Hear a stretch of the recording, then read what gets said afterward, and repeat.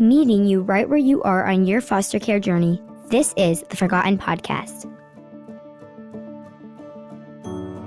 Hello and welcome to the Forgotten Podcast. I'm your host, Jamie Cabe, and I am so happy to be with you. If you are part of the foster care community, passionate about serving, or simply interested in learning more, we are here for you. In every episode of this podcast, you will hear stories from men and women who have experienced foster care to one degree or another. They may have grown up in the system, are caseworkers, foster parents, or others who are here to bring you hope or encouragement. If you enjoy this podcast, please subscribe and share it with a friend. And remember, you are not alone. I hope you enjoy the Forgotten Podcast. As a former child of Kinship Care, a birth mom in Reunion, and a Kinship adoptive mom, Raquel McCloud uses her lived experiences to cultivate resources and community. From children's books to resource guides, Instagram reels, speaking engagements, and long-form articles, her passion for advocacy and education is only surpassed by her desire to encourage hope and healing. I love that, Raquel. Welcome to the podcast. Thank you so much. I'm really excited to be here. I'm very excited to talk with you today. And I would love it. You mentioned in that, or I mentioned as I read that intro, kinship care, kinship adoptive mom, kinship care, this word kinship. Some people know what kinship care is. Some people do not. And I would love it if you would just kind of start by, let's get a definition around this so we know what we're talking about here. Absolutely. I think a term that more people are more familiar with is foster care. Mm-hmm. And kinship care is essentially the same concept, except it places a child in a home with a relative or a family friend that the child is possibly already familiar with. And so it just gives a smoother transition. It's a little less traumatic, typically, for children to be placed in a home surrounded by people that they're already familiar with. And so it used to be defined as relative placements, but it's kind of expanded. There's, teachers that may have a relationship with the child or, like I said, a close family friend. And so it just encompasses essentially a network that the child is already familiar with. Yeah, that's already connected with. And generally, that is where like an agency worker, someone would call first if there was a problem or that a child needed to be removed. Would you say that's accurate? So what I've been told recently is across the states from the east to the west, most agencies are now prioritizing kinship care placements over the traditional non-relative foster placements. And so it has become more of a first step. I don't know that it always has been that way. Yeah. But just from, my experience in this community and my connections, what I'm hearing is that that's the way everything's moving. Yeah.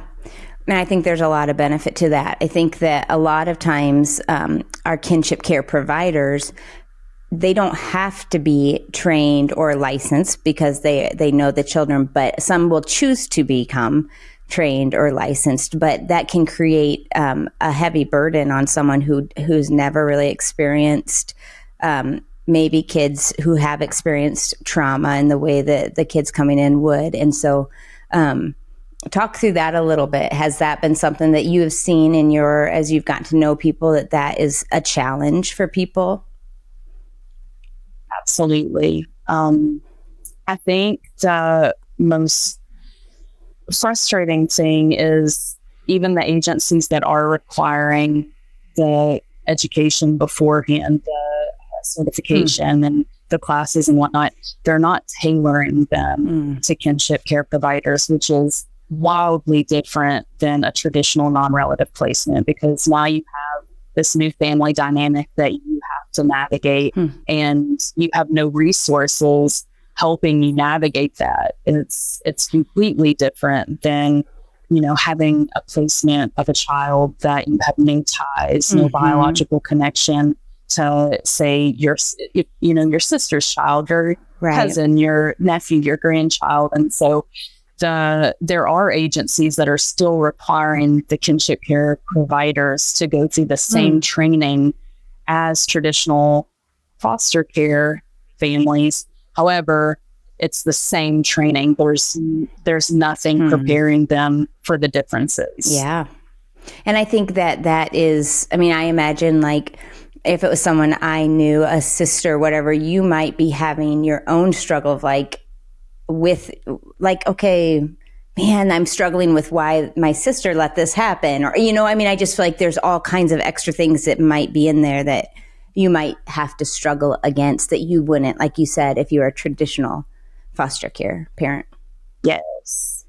And that's the feedback that I get from, because for a while when you think that you're carrying this burden alone, no one's talking about it. And you're wondering, is this normal? Is this how it's happening with everyone? And when I did start advocating about kinship care and making connections and talking with other kinship caregivers, like the number one response that I get is and even from ones that have done traditional non-relative foster care, they're like, this is different. This is harder. There's no resources, and there's layers and layers and layers added to this that is not being accounted for. Wow. Yeah. That's a lot. I mean, I can only relate it. I did not do fictive kin or kinship care. Fictive kin is another term, at least in Illinois, that they call. Yes. But I do know that I was a mom. I had children by birth, and then I had a son that we adopted internationally, and then we became foster parents.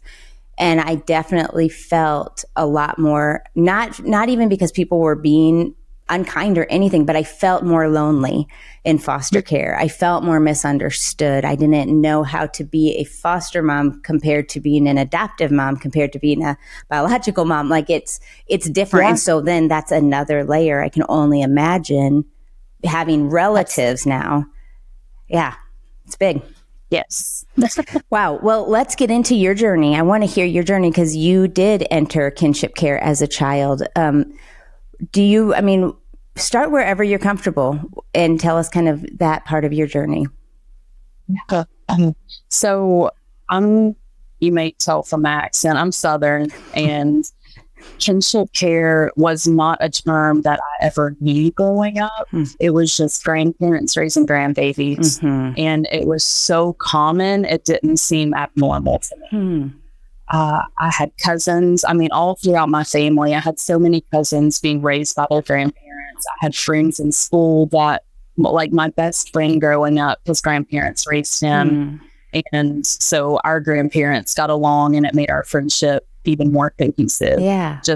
It didn't seem unnatural or abnormal because it was all around me. And what I've learned as an adult and advocating in these spaces, it is that this is super common in the South. I mean, it's common, state to state, but in the South, there's a lot more informal kinship care placements. And so my journey was informal kinship care, which means the state didn't step in. My grandparents did before it ever got transferred to Child Protective Services. Got it. And I can't remember the exact numbers off the top of my head, but things like, I think 400,000 kinship care placements in the child welfare system, but like 2.2 million children living in kinship care outside of the child welfare system. Wow. So it's very common, and it's even more common outside of the system. Interesting. It is. But I grew up with, my grandparents were great, and they really tried to give me the absolute best childhood. They were loving. They just did not have the resources that were learning are so important and so valuable. And so they didn't know how to set healthy boundaries. I was exposed to the chaos of my biological father's addiction my entire life. However, another thing that is common with kinship care placements, especially informal, is it's a lot easier to build a wall between the biological parent that isn't related. Oh, and sure. So that's exactly what happened with me. My grandparents did not know how to set boundaries with their son, my father, but they were very willing to build that wall between me and my biological mother, who struggled with the same things, addiction and whatnot. And so she left when I was 2, and I've not seen her from her since. I'm 35. We lived in the same town until I didn't leave my hometown until I was 14. And then I came back from 18 into my late 20s. And it's a wall that's been built. And I have other siblings to her that I didn't even know about. They contacted me in adulthood, and I've learned through them that she never was able to break free from addiction. And just having grown up with that exposure with my dad, I knew that I didn't have the space to invite that chaos into my life. So I've not sought reunion with her. Last I heard, she's still alive and still, struggling. But it was interesting growing up with this dynamic of, my grandparents are offering me safety and security, but also allowing weekend visits, summer weeks, at my dad's house, where I'm exposed to a heck of a lot of chaos and instability. And I think the hardest dynamic of it was, and probably why they didn't try to insert boundaries, is because my dad was a good man. He was loving, he was kind. He never raised his voice at me, never once hit me, spanked me, was never abusive. He loved me the best way that he knew how. Yeah. But addiction robbed both him and me of his full potential. And so because he was an active adult, I was exposed to a lot of unsafe things. Not that he himself was unsafe, but just the situations of spending the night in a house where people are in and out and things are being consumed, and a lot of violence, a lot of fighting, so I don't even think I realized until adulthood and until processing my story, because I walked through a lot of other abuse and trauma. I don't think I even realized how much that affected me and my felt safety and just my neurological, the order of things of, progressing and maturing, and, just putting your body in that constant fight or flight mode of not knowing what might happen next, when dad's going to jail next, going to prison next. I have memories of visiting him in the state penitentiary and how scary that was as a minor, having to go through the pat down and then sit in this prison yard and pretend that we're just having a family picnic because that's the only opportunity to see my dad. And so I think, and that's, I know you've not asked yet, but one of the huge factors of kinship care that's not getting talked about is setting healthy boundaries. And that doesn't look like building walls. It doesn't look like dividing these children from biological parents when you can create safe spaces for them. It's like setting healthy boundaries, not letting them go spend the night when that your son or your brother or your sister is in active addiction, but maybe invite them over for dinner. Maybe, go play in the front yard, throw the football, things like that. Just the difference between boundaries and walls and how important it is. And the agencies, again, they're not teaching this, because with non-relative placement, there's automatically division involved in that. There's boundaries. And so with kinship care placement, there's not. And so I've even had people reach out to me and say, when they ask for help, when they ask, how do we set these boundaries? What do we need to do? And they've had their caseworkers respond, well, it's family, figure it out. It's not that easy. It's not that simple. Right. Especially if there's been no example of healthy boundary in the past. It's just a cycle. Absolutely. Would you say, and healthy boundaries could probably look a lot like it depends probably on the safety of the adult, right? So maybe it's not, Absolutely. I mean, I guess there could be times where no contact would you say that there might be a period of time that no contact is healthy? Or would you move to like letter writing or phone calls, or like, would it just be something like that where you just...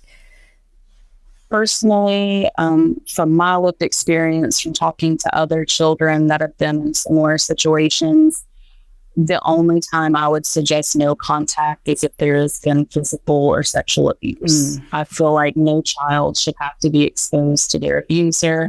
Yeah. If it's simply neglect, which is typically what happens with drug abuse, it's different forms, varying forms of neglect. I think there should always be contact. You send the letter, you send the email, you send the photos, you invite them over for family dinner. And if they show up and they're under the influence, you say, I'm sorry, you can't stay like that. We would love to have you for dinner, but you need to come sober. You know, there's so many different ways. And I know it sounds, for anyone that's not been exposed to addiction, the thought of spending time with an active addict, it sounds so scary. And I feel like, I guess in a way I've been desensitized to that because I spent my entire childhood navigating it. Sure. But because of that, I'm also able to see that I can separate the person from the addiction. And generally, unless they're, you know, incredibly violent, like a lot of addicts are just, they're sad, they're depressed, they can't stand up straight. They are having a hard time holding a conversation. Like it's not the TV dramas. It can be, obviously, there's absolutely, you know, addiction that causes, you know, violence and outrage and outbursts and whatnot, but for the most part, it's not as dramatized as what we see in movies and shows. And so I think, and again, unless there has been physical or sexual abuse, I don't think that we should be shutting those doors. We can find ways to create healthy communication. That's very good. And the child needs the adult to walk with them in that. Yes, absolutely. Yeah. Wow. Thank you for sharing that. I think we can get back to some of those. Well, let me actually move to here. So as a caregiver, Raquel, like how did that, you went from a child, right? And then you grew up and now you're a caregiver, not your mom, but we're a kinship caregiver. So how did that happen? So, I ended up, again, so important to set healthy boundaries. I was overexposed, and I think as a result of that, I turned to a lot of unhealthy coping mechanisms. I struggled with addiction and alcoholism before I was ever 14 years old. And at 14, I became pregnant, and my guardianship was transferred. My grandparents, I don't felt equipped to navigate that season with me. And so my guardianship was transferred. It was an old kinship placement. They became very abusive. And after giving birth to my daughter, I was made to make an adoption plan. I wasn't given another option. It was, you place this child where you don't have anywhere to go. And so I was 15 when I delivered. I made the adoption plan, and not even 2 months later, I began experiencing sexual abuse in my home. And it was a daily occurrence until I was 17, and I'd had enough. And I knew that if I lived in that house any longer, I would not survive. And so I ran away. And I was 17. I ran away. That's a whole other story, probably for a whole other podcast. But I emancipated myself in the court system. I moved out. I finished high school, graduated with honors. Wow. Was convinced that I never wanted to see another man, let alone be with one I just spent too much time being hurt by them. Yeah. And I met my now husband, who is, I'll cry if I talk about it too much. He's everything I needed, and he's walked with me through so much, and just such an incredible man. But we got married when I was 20 and had our first daughter I just turned 21. And then a couple years later, my father announced that his girlfriend was having a baby. And I knew that he wasn't in a good place. And so at first, I just tried to, I guess, level with him. And I was like, how are you going to take care of this baby? And, have you guys maybe considered adoption? And as a birth mother, that was not something I would ever suggest lightly, because I know how much it hurts. I know, yes, it's not. A lot of people throw it around like it's the easy solution, and it's not. It's a lifetime of grief, no matter how good the outcome is. And he was very against that, which is honestly, I bounce around a lot because this is how my mind works.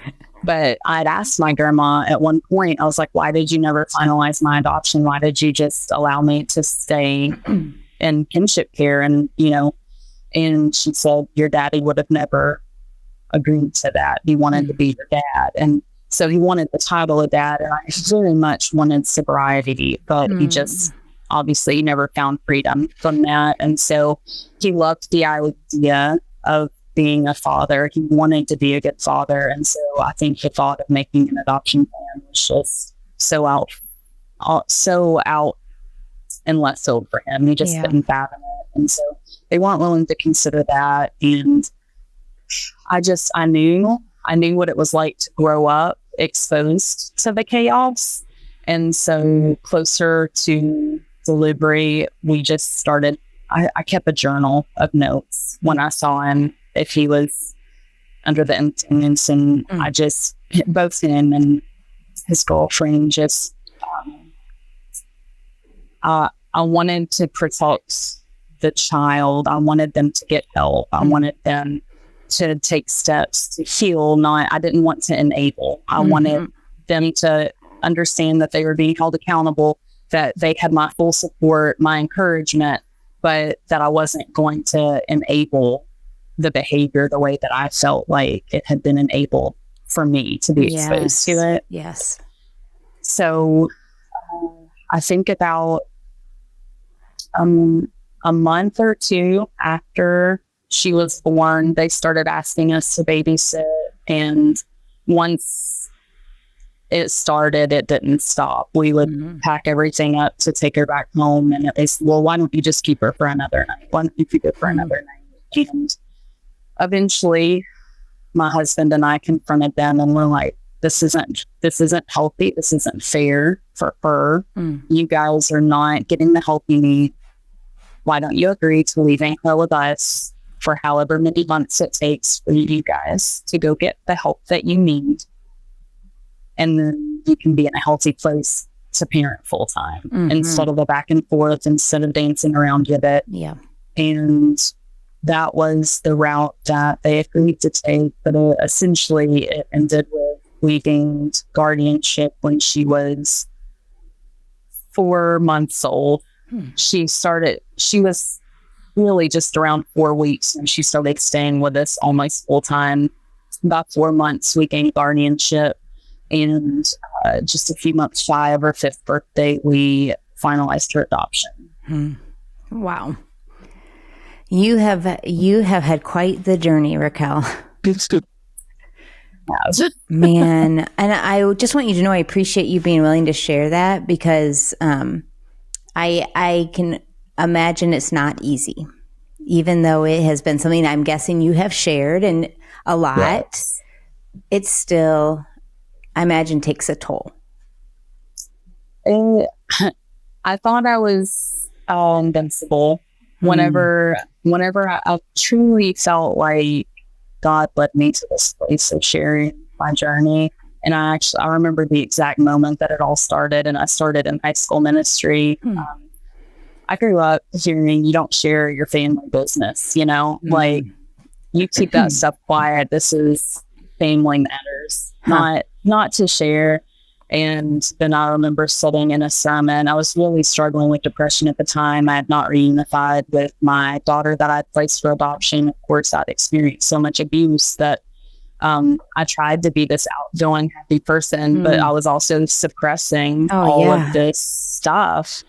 And my friend was sitting beside me when the pastor, he was like, you can use hell's tragedies to beat heaven's testimonies. And she just kind of nudged me, and she was like, I think that was for you. And I ran from it for a while, and it was so heavy on my chest. I knew that I wanted to talk to the kids that needed someone like me, someone who had been there, been through it and cared. And so essentially I wanted to be the person that I felt like I needed. And so I went into high school ministry, and that it was hard. That was really hard at first. And then it's almost like you build up these calluses after you say it so much, all of a sudden you're not crying every time you say it. And it becomes a little bit easier. But I think I'm realizing the older I get, I actually just, I got my professional certification in trauma and resilience at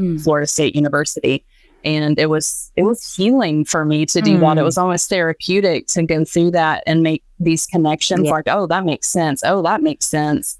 And so one of the things that it talked about is you cannot be immersed so close to so much trauma day in and day out as a job and not feel the effects of that. And I'm like, that it makes a lot of sense. It shows up in different ways in the body whenever you are constantly discussing trauma or reliving it or having to remember it to, honestly project hope and healing. It's called the restorative narrative. Whenever you tell life stories that or restorative or redemptive, if you're a person of faith, to give other people this journey, to show them, hey, you can walk through this, you can live through this, you can survive, you can thrive, you can have a good life. And so that's what I feel like has been made so heavily on my heart and why I do it. And it is hard sometimes, but I really feel like God walks me through it. I love that.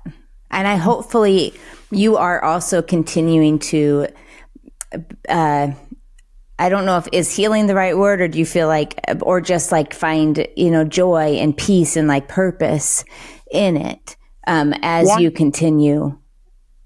Absolutely. I do use the term healing because I don't think I'll ever be fully healed this side of heaven. That's just not my belief. I think we get to a place where we're thriving more than surviving.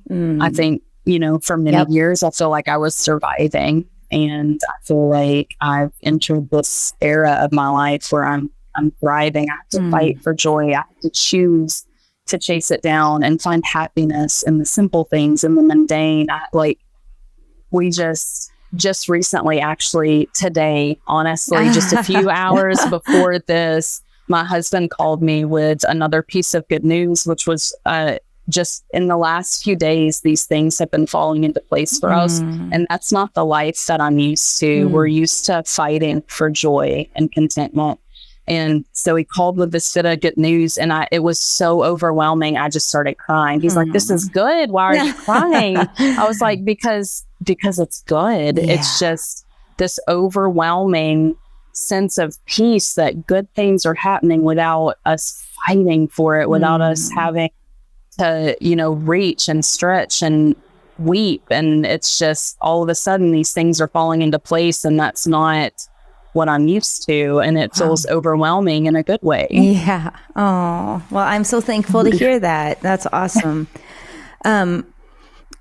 I want to know a little bit more about you said you're a birth mom in Reunion, and you've alluded to you hadn't yet reunified or met, reunited with your daughter. Can you tell us more about that? Absolutely. I love telling this story. It was about a week after I finally conceded and agreed to do high school ministry. Let's see, mine and my husband's biological daughter was about 3 at the time, and my newborn sister that we didn't know yet was going to become our daughter through adoption. She was only a few weeks old, and I was at the park with them. We had this like water fountain thing that the kids like a splash pad type ordeal, and it's, so it's loud, it's crazy. And this was long enough ago that I had a flip phone connected to the holster on my belt loop. Oh, yeah. Yeah. I'm dating myself. But I remember, the ringtone going off, whatever song was popular at the time, and opening it up and recognizing the area code, because where I'd placed my daughter for adoption, I'd moved from. And so I recognized the area code. Not many people called from that there. And I answered it, and they told me that it was the adoption agency and they wanted to talk to me. And everything, it was like those movie scenes where everything goes in slow motion and you're like, excuse me, who is this? And they explained that my daughter had wanted to meet me. Family had asked them to get in contact with me to see if I would be willing to schedule a visit. Wow. And yes, instant waterworks, because I was led to believe by both the agency and my guardians at the time that I would not be allowed to meet her until she turned 18 if she chose to find me. And because of all the negativity that I was exposed to with my own biological mother, I was taught to hate her. I grew up, and again, my grandparents thought they were doing right by me. Right. But and my grandma still repeats it to this day. Your mama didn't love you, but I do. Your mama didn't want you, but we did. And obviously, that's not the way to go. I think in her mind, she wanted me to feel wanted. Right. She was justifying. In her mind, she's going, well, she already knows this woman's not here, so I might as well let her know that just because she didn't want her doesn't mean that we don't. And so I have all the love and grace in the world. I don't have any ill feelings toward my grandparents for doing that. I know that their heart was in the right place, but I'm teaching other parents not to do that. We learn and we grow, That's right? But growing up with that mindset in my mind, I was positive that her parents were teaching her to hate me. They were teaching her I didn't want her. They were teaching her I didn't love her. Like, that's what was playing in my mind. So I was dumbfounded whenever they reached out. She was 9, by the way, at the time, 9 years old. And she just turned 20. And we've been on family vacations together. I am flying out next month. She invited me to go to a concert with her. We talk nearly every day. FaceTime, text, like technology has definitely had its perks in this situation. And it took years, right? Yeah. Like, it wasn't this instantaneous. In fact, when we first, for the first several years that we met, we got together for 2 days a year. It started with that first visit. They agreed to, yearly visits after that, because we were like 600 miles apart. So it wasn't as easy as, every month or whatnot. And the first few years, she was just super interested in the fact that she had sisters. And then all of a sudden, she started to understand, she grew, she matured, she had the talk, and she kind of understood what role I played in her existence. Yeah. And so her interests began to shift in her early teens. And I think by the time she was 16, she got my phone number. And at 17, we travel full time. I'm in a camper. We live nomadically. Wow. And so we're just, you never know where we're going to be. And she just called me out of the blue one day, and she was like, what are you doing on this day? And I'm like, that's like a month from now. I don't have a clue what I'm doing on that day. And she's like, well, I need you to pick me up from the airport because I'm flying out to see you. And that was the first time that she had ever been able to travel by herself to come visit us. And I'm just like, I'm trying to play it cool. I'm like, okay, I'm writing it in my calendar. Cool. This is cool. Cool. Hang up. And I'm like, Casey, my husband just, bawling like, guess what's happening? And so it's just, it's just grown and deepened, and it's one of my greatest blessings. Oh, that's incredible. I love that. Okay. So this is off the subject, but okay, you travel full time. You've got it. What? Tell me more. Yeah. It actually started, so we finalized our youngest daughter's adoption in March of 2017 and started traveling full time in June of 2017. So it's been 6 going on 7 years now, I guess. And my husband works for a road construction company that repairs roads in national parks. So you go to the place and we follow the work. Wow. Yeah, we're on a Cherokee Indian reservation right now. They're working on the, what's it called? The Blue Ridge Parkway. Wow. So it's like a national parkway, a very scenic. It's beautiful. Wow. How long might you be at a place? It varies. The shortest we've ever been somewhere is a month. Okay. And the longest we've ever been somewhere was 16 months. Okay. Far too long. So you like the traveling way? No. No. But if I'm going to be stuck somewhere for 16 months, I want it to be somewhere of my choosing. It's never the good places that we're at the longest. That's awesome.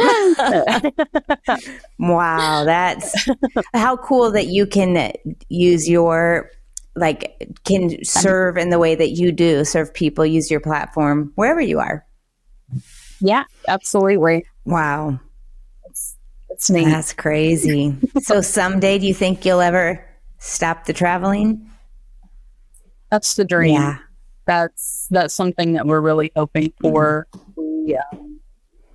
My husband, after 2 years of traveling, he got laid off for 11 months, and it completely decimated our savings account.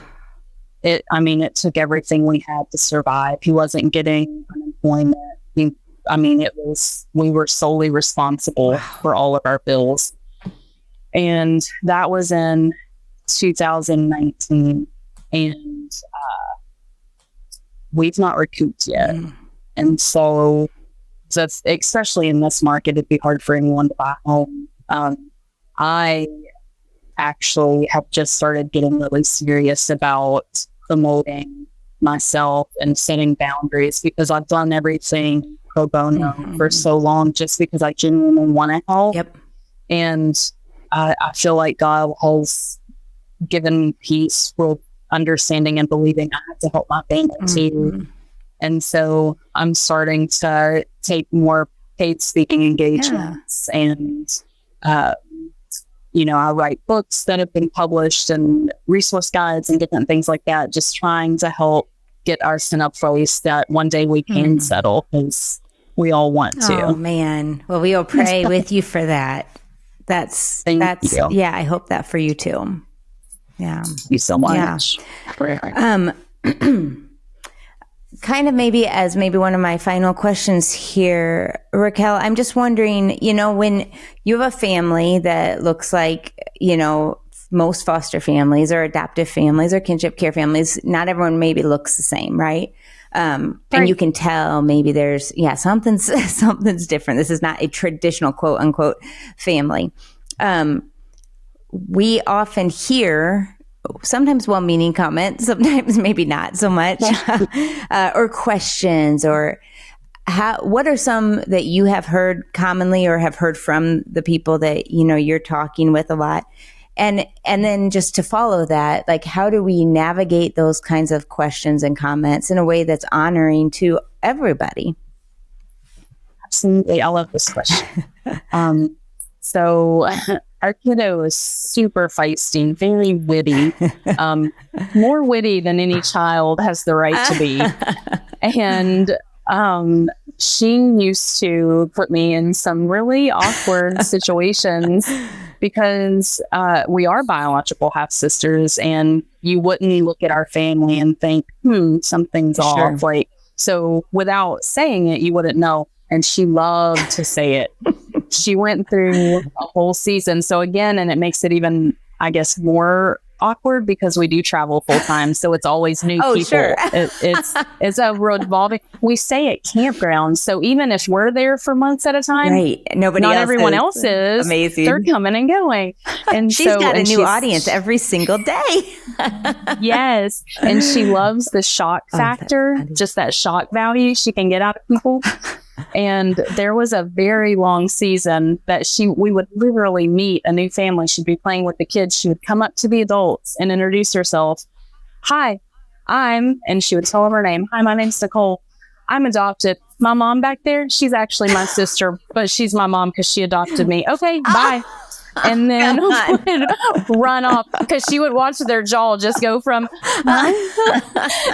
and then disappear, run off to play again. She loved the shock factor. And so that often put me in situations to have these conversations and to field intrusive questions.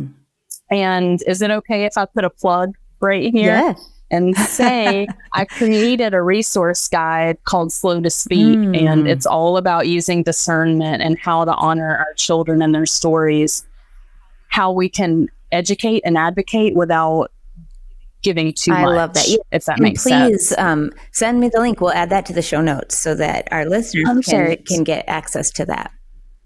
I would love to. Yeah. So it is something I'm very passionate about. And because of my lived experience being so unique, it often put me in front of people that were inserting their foot in their mouth. And I will never forget, she gave that spiel to someone, ran off, and it was like a whole family camping. So like grandma, mom, dad, and the grandma just shook her head and she's like, I will never understand how some women can just give their babies away.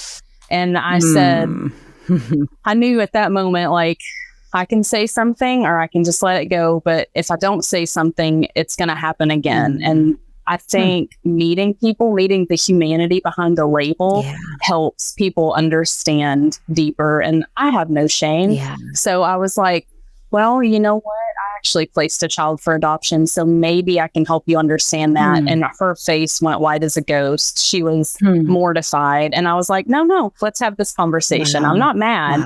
I just need you to understand. And so we were able to have this really great conversation. I have had, of course, intrusive questions about the situation and why she needed us to step in or how they could do this, how they could do that. And you have to be confident in going into it because a lot of times people will blindside you. And I think that's why it's important to kind of be prepared ahead of time. Know what you're going to say, know how you want to respond, know what you're willing to share and what you're not. And I've often said, whenever hurtful or mean things are said about, the biological parents and I'm like, it's really unfortunate that some people struggle so hard and they don't have the right resources and they don't have the right support. But we love bio mom, bio dad. We pray for them. We are encouraging them. It doesn't serve anyone to rip them apart, no matter how upset or frustrated you may be, which I think tends to be even more persistent in kinship cases because it's family, right? So it's sometimes easier to have more empathy for a stranger than your own kin. Yeah.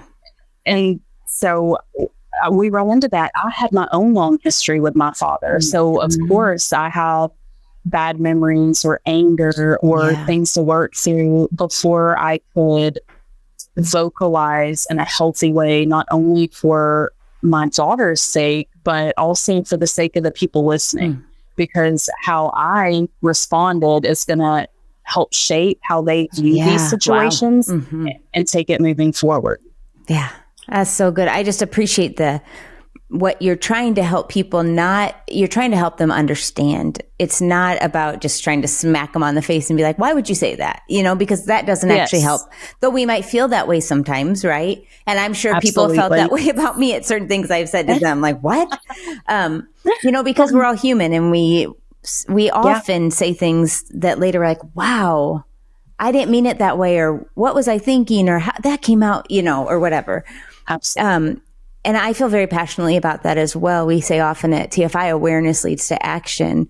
But for us, it's not just an awareness of facts and figures or the right words, but it's what you're talking about. It's helping people understand and have compassion for the human, for the person. Yes. Right? Because that's the human experience. I can connect to someone. I know the feeling of being hurt, or now I may not have been removed from my home, but I have been lonely, right? And so we can connect over human emotions and recognize, man, we need to care for each other, not judge each other. Yes. So, man, I appreciate you. Thank you. Yeah, I'm thankful for this time that we've gotten to talk. I would love now, I'm gonna be kind of mean to you, because you just said you could cry if you talk about your husband. And if anyone who's listened for any period of time know that I love emotion. And so I would love for you to share why, maybe just act like your husband's standing right here, and what you appreciate about him as we close out. I think that would be very cool. I would love to brag about this. When he met me, I was a 17-year-old runaway that had just spent 2.5 years being sexually abused on my caregiver. Prior to that, I was pregnant from circumstances that I've not really shared publicly yet. But also, it stemmed from years of trying to fill a void, and a lot of promiscuity, a lot of trying to find my worth in boys. And when I met him, I was all sorts of broken. And he actually found out that I was a birth mother before I ever had the chance to tell him, because he was from our hometown. And we worked together at Taco Bell. That's where our love story began. I had ran away, got a summer job at the same Taco Bell he was working at. And he felt safe. I don't know any other way to describe it, because in my mind, I hadn't dated since I had been pregnant. I had no interest in dating, no interest in a future with boys. In fact, I tore myself apart and very much believed that I didn't deserve happiness. I didn't deserve a family. I didn't deserve a husband or more children, because it wouldn't be fair to the child that I didn't parent. Even though I wasn't given an option or the resources or the support, I didn't feel like I deserved any good in the world. And we met, and it was nothing short of God's divine timing. Something in my soul just knew that he was different. And so we had only been talking for a few weeks. He ended up, he picked me up after a shift one night, and we were going to go out for ice cream or something. And he was like, can I ask you a personal question? And he told me the rumor that he heard, and he wanted to hear it from me. And instead of assuming, instead of getting angry, he asked me, he came to me. And that really solidified the fact that I knew she was different. And we started dating, and he would probably be a little embarrassed, but I've shared this before. He asked permission to kiss me for the first time. No boy had ever asked to take anything from me. They just took it. Wow. My whole life, they just took it. And he asked if he could kiss me.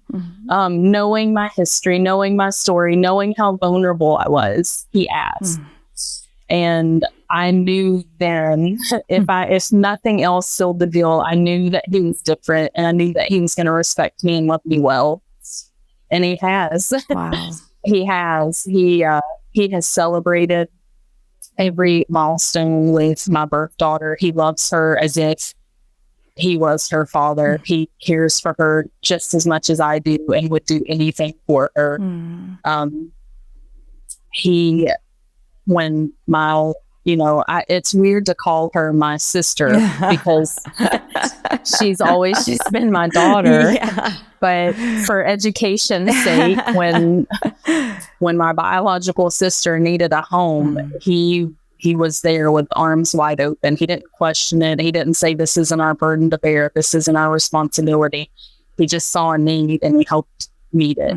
And they're actually she is a daddy's girl through and through. Those two are thick as thieves. And I was still young and naive and so hurt when we got together. I didn't even put the thought into what kind of father will this man be? What kind of support will he be long term? Yeah. It's still in that moment, it felt safe. And that's what I craved more than anything, was safety. Yeah. And I've been blessed tenfold because not only is he an incredible husband, he is such an involved father, such a loving father. He is everything that I deserved growing up, that every child deserves growing up. And he's not afraid to apologize and admit when he's wrong and, make things right. And he's not a perfect man by any means, just like I'm not a perfect woman, but he is a good man. And I would not be where I am today without him. And I know that beyond a shadow of a doubt. If he had not come into my life, I would not be this healed or this whole or this passionate or this supported. I mean, I'm only able to do this because he works so hard. He busts his butt. He works 60-hour weeks outside in all weather to provide this life for us, to keep our bills paid, to let me stay at home because he knew how valuable it was for me to be a stay-at-home mom and get to homeschool. Because when we had our first daughter, I was still grieving, and I still to this day, even with the reunion, I grieve the loss of my oldest. Yeah. And I was the main income when our biological daughter was born. And I cried every day leaving her to go to work. My grandma was her caregiver while we worked. She wasn't going to a daycare. She wasn't going to strangers. My grandma was watching her, and I still cried every single day. And she was 2.5. And I got off of work one day and he said, I want you for Christmas this year, I want you to put in your 2 weeks notice because I want you to be able to stay home. And I'm like, we can't do that. I'm the main income. He's like, I'll work 3 jobs if I have to. I want you to be able to stay home. And he did. He worked 3 jobs and I stayed home. Wow. There's no explanation for it other than God. I think he orchestrated all of it. Man, that's incredible.